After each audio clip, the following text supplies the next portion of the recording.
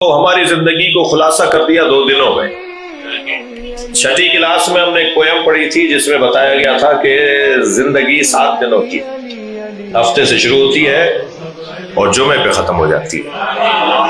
ہفتے کو پیدا ہوئے، اتوار کو جوان ہوئے، پیر کو شادی ہوئی، منگل کو بیمار پڑے، جمعرات کو مرے، جمعے کو دفنائے گئے۔ کیا اس کے علاوہ بھی کوئی 8واں دن ہے؟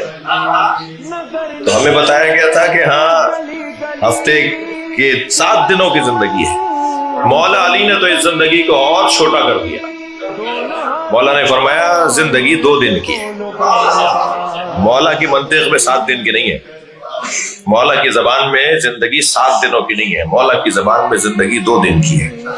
فرماتے ہیں الدہر یومان، زمانہ 2 دن ہی کا ہے، مولا کا فرمان۔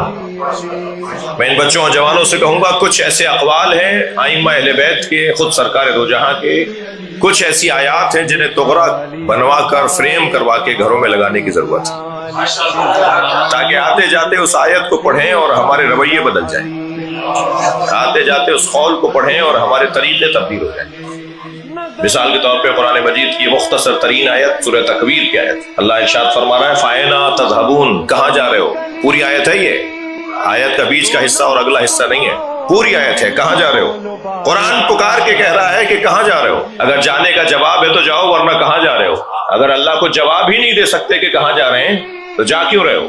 یہ آتے جاتے قرآن کی آیت ہمیں روک رہی ہے، پوچھ رہی ہے، ہمارے آنے جانے پر سوال اٹھا رہی ہے، اور پھر جواب ہوگا تو جائیں گے ورنہ رک جائیں گے۔ ایسے ہی مولا کائنات فرماتے ہیں الدہر یومان، زمانہ 2 دن کا ہے، یوم علیک و یوم لک، ایک دن تیرے خلاف رہے گا اور ایک دن تیرے